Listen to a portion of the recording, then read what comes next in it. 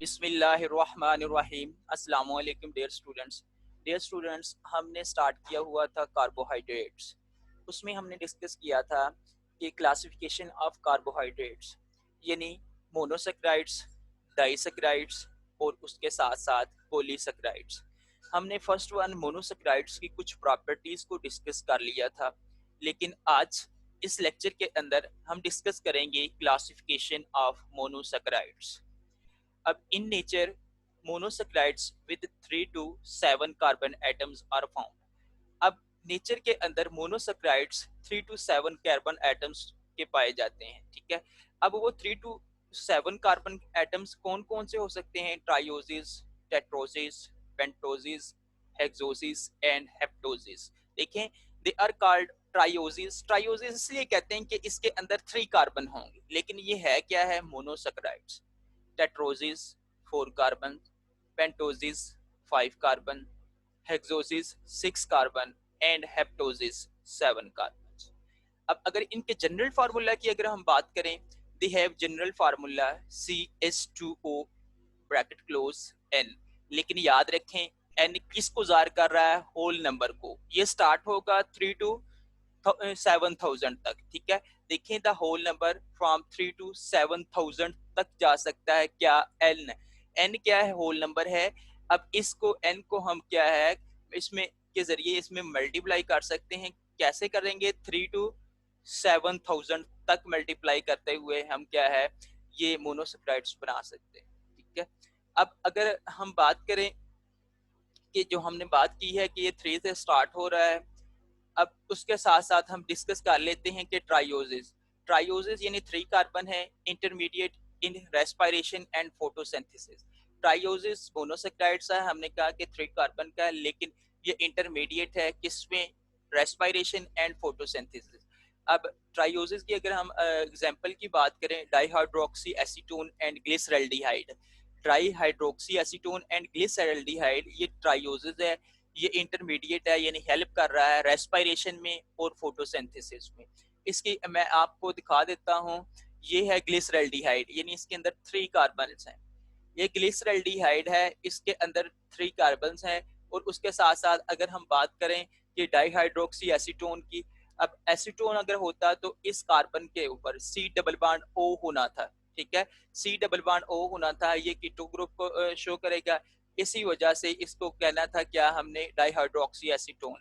यानी हमने ग्लिसरल्डिहाइड और डाइहाइड्रोक्सी एसीटोन देख लिया, ये इंटरमीडिएट हैं किसके अंदर? Respiration and photosynthesis.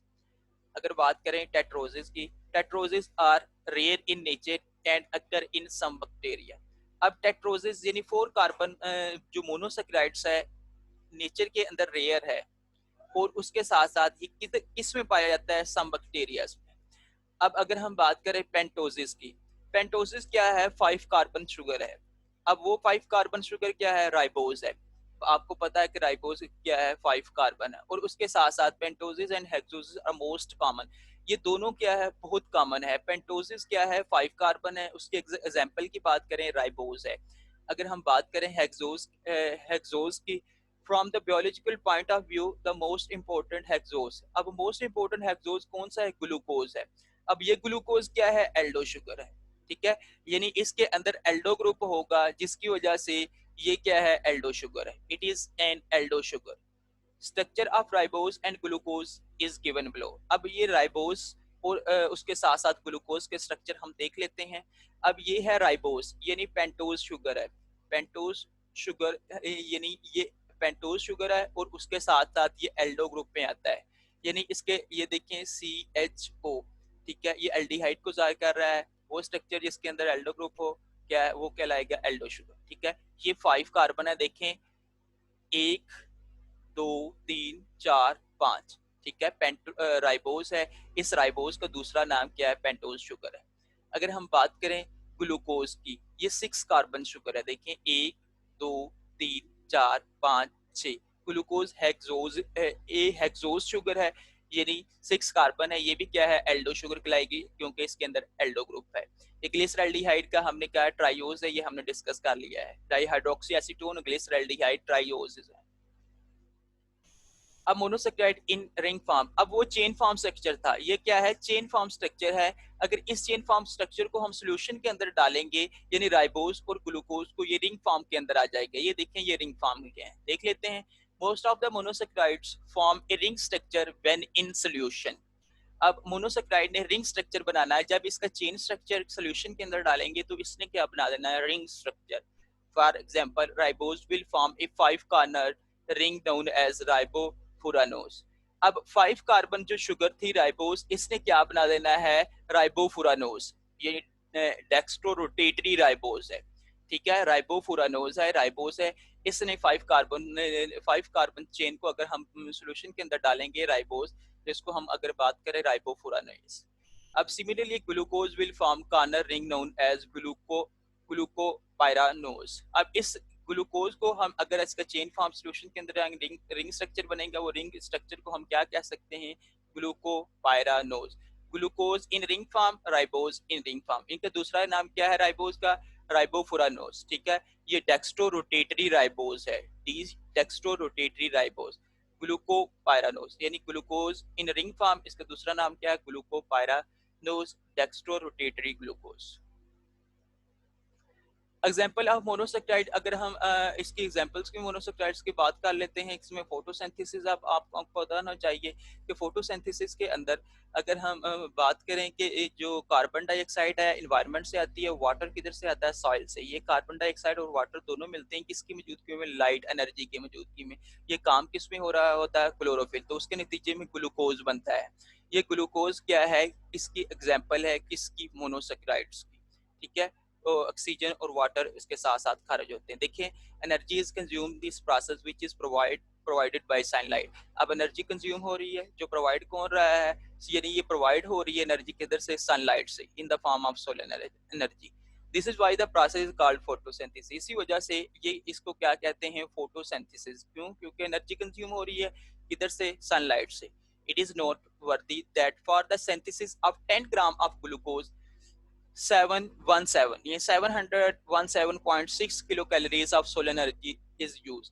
अगर हम 10 ग्राम ग्लूकोज को सिंथेसिस करते हैं, अगर 10 ग्राम ग्लूकोज प्लांट के अंदर सिंथेसिस हो रहा है, तो उसके लिए कितनी एनर्जी यूज हो रही है, सोलर एनर्जी 717, यानी 717.6 किलो कैलोरीज एनर्जी यूज होगी, कितने के लिए, 10 ग्राम ग्लूकोज को बनाने के लिए।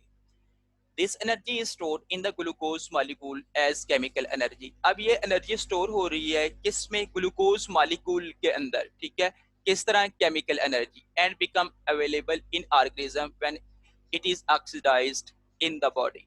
अब ये केमिकल एनर्जी अवेलेबल है, ठीक है, और जब ये ऑक्सीडाइज होगी तो ये क्या है, इस्तेमाल हो जाएगी किसमें, ये ऑर्गेनिजम्स के अंदर।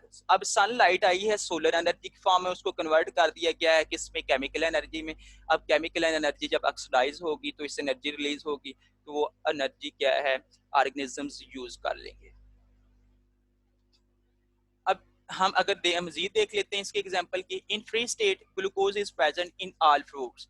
अब फ्री स्टेट ग्लूकोज प्रेजेंट होता है कितने, तमाम फ्रूट्स के अंदर, बीइंग अबंडेंट इन ग्रेप्स, और उसके साथ साथ ज्यादा किसमें होगा, ग्रेप्स में, ठीक है, अंगूर्स में, फिग्स अंजीर के अंदर, एंड डेट्स, इन तमाम, यानी अब फिग्स अंजीर है, डेट्स खजूरें हैं।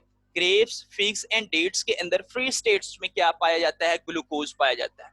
अगर हम बात करें हमारे ब्लड के अंदर नॉर्मली कितना ग्लूकोज होगा, 0.08% ब्लड के अंदर ग्लूकोज लेवल होता है। In combined form it is found in many disaccharides and polysaccharides. अब कंबाइंड फॉर्म में क्या है, ये किस फॉर्म में होता है, डाइसैकेराइड एंड पॉलीसैकेराइड्स में, क्या किसकी हम बात कर रहे हैं, मोनोसैकेराइड्स की।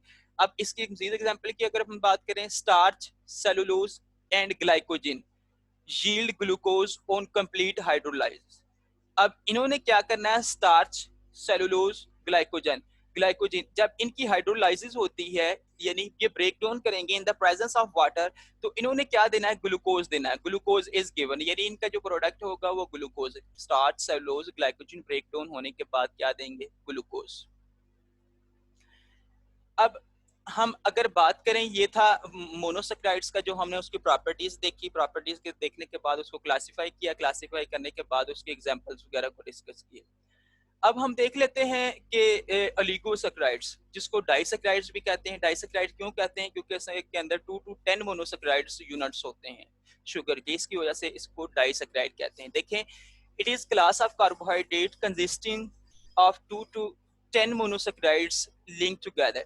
अब इसको डाइसैकेराइड, ये क्लास है कार्बोहाइड्रेट की जो 2 से 10 मोनोसैकेराइड्स में लिंक टुगेदर होते हैं, इसको ओलिगोसैकेराइड कहते हैं। अब इसी लिगोसैकेराइड को डाइसैकेराइड्स वजह से कहते हैं क्योंकि इसके अंदर 2 to 10 मोनोसैकेराइड्स कार्बोहाइड्रेट्स होते हैं। वो कार्बोहाइड्रेट लिंक क्या है, in the form of link होंगे। अगर इनकी प्रॉपर्टीज की बात कर लेते हैं, these are comparatively less sweet in taste. Monosaccharide से ये लेस स्वीट इन टेस्ट है and less soluble in water, और उसके साथ साथ लेस सॉल्युबल इन वाटर है।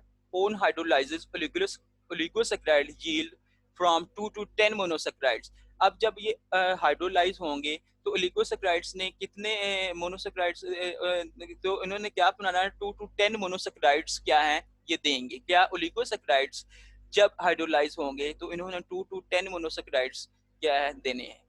The ones yielding 2 monosaccharides are known as disaccharides। अब 2 monosaccharides आपस में जो मिलते हैं ग्लाइकोसाइडिक लिंकेज की वजह से, ठीक है, ग्लाइकोसिडिक बॉन्ड की वजह से, तो उसके नतीजे में डाइसैकेराइड्स बनते हैं। Those yielding 3 are known as trisaccharides। अब उसी के साथ साथ अगर 3 मोनोसैकेराइड्स आपस में मिलते हैं तो उन्होंने क्या बनाना है, ट्राइसैकेराइड्स। डाइसैकेराइड्स के अंदर 2 मोनोसैकेराइड्स होंगे, ट्राइसैकेराइड्स के अंदर 3 मोनोसैकेराइड्स होंगे, एंड सो ऑन। इसी तरह ये चेन चलती जाएंगी, इससे ज्यादा ये नहीं, टेट्रासैकेराइड्स के अंदर 4 मोनोसैकेराइड्स होंगे। The covalent bond between 2 monosaccharides is called glycosidic linkage। अब 2 मोनोसैकेराइड्स के अंदर जो कोवलेंट बॉन्ड बनता है वो ग्लाइकोसिडिक लिंकेज बनता है। इसी 2 मोनोसैकेराइड्स के बेस पर इस बॉन्ड की वजह से ये क्या बनते हैं, डाइसैकेराइड्स। अब ग्लाइकोसिडिक बॉन्ड क्या है ये देख लेते हैं हम। ये ग्लाइकोसिडिक बॉन्ड है, ये ग्लूकोज का स्ट्रक्चर है, ये फ्रुक्टोज का स्ट्रक्चर है। अब ग्लूकोज और फ्रुक्टोज आइसोमर हैं एक दूसरे के, इनका केमिकल फार्मूला सेम होता है लेकिन स्ट्रक्चरल फार्मूला क्या डिफरेंट है। अब देखें, ये ग्लूकोज का OH पोजीशन है, यानी हाइड्रोक्सिल ग्रुप है, और OH, इधर से H और OH मिले हैं, वाटर रिलीज हो चुका है। जब वाटर रिलीज होगा तो इनके अंदर ये देखें बॉन्ड बन चुका है जिसको कहेंगे ग्लाइकोसिडिक बॉन्ड, ठीक है। अब ये कार्बन 1 और कार्बन 2 के दरमियान बना है, ठीक है। कार्बन 1 किसकी है, ग्लूकोज की, और कार्बन 2 किसकी है, फ्रुक्टोज की। इनके नतीजे में डाइसैकेराइड बना है, ये देखें 1-2 ग्लाइकोसिडिक लिंकेज क्या बना है, 1-2 ग्लाइकोसिडिक लिंकेज बना है। ये किन के दरमियान बना है, 2 मोनोसैकेराइड्स के दरमियान बना है। जब 2 मोनोसैकेराइड्स से वाटर निकलेगा, लिंक बनेगा, लिंक यानी बॉन्ड बनेगा, ग्लाइकोसिडिक बॉन्ड। अब ये क्या बन गए हैं, डाइसैकेराइड्स। ये ग्लाइकोसिडिक बॉन्ड है। Physiologically important disaccharide. अब फिजियोलॉजिकली इंपॉर्टेंट जो डाइसैकेराइड है जिनकी एग्जांपल की अगर हम बात कर लेते हैं, माल्टोज, सुक्रोज एंड लैक्टोज। अब माल्टोज जो होता है ग्लूकोज प्लस ग्लूकोज से मिलकर बनता है, यानी ग्लूकोज ग्लूकोज के साथ ग्लाइकोसिडिक लिंकेज बनाएगा, ग्लाइकोसिडिक बॉन्ड बनाएगा, जिसकी वजह से माल्टोज बनेगा। अब ग्लूकोज अगर ग्लाइकोसिडिक लिंकेज बनाता है फ्रुक्टोज के साथ तो क्या बनेगा, सुक्रोज। यानी ये डाइसैकेराइड है। इन दोनों के अंदर यानी इनके अंदर 2 मोनोसैकेराइड्स होंगे। सुक्रोज के अंदर क्या होगा, ग्लूकोज प्लस फ्रुक्टोज। अगर लैक्टोज की हम बात करें तो इसके ये किससे मिलकर बनता है, ग्लूकोज प्लस गैलेक्टोज। लैक्टोज किससे बनेगा, ग्लूकोज प्लस गैलेक्टोज, ठीक है। Most familiar disaccharide is sucrose. सबसे ज्यादा जो फैमिलियर डाइसैकेराइड है वो क्या है, सुक्रोज, ठीक है। सुक्रोज ग्लूकोज प्लस फ्रुक्टोज से मिलकर बनता है। सुक्रोज क्यों है, क्योंकि कैन शुगर है which on hydrolysis yield glucose and fructose. अब जब ये हाइड्रोलाइज होगा तो इसने क्या यील्ड देना है, glucose and fructose, both of which are reducing sugar. दोनों क्या है, रिड्यूसिंग शुगर्स हैं। Its formula, its molecular formula C12H22O11, ठीक है। डियर स्टूडेंट्स, आज का हमारा लेक्चर इधर तक ही था। उम्मीद करता हूँ कि आपको समझ आ चुकी होगी। ओके, अल्लाह।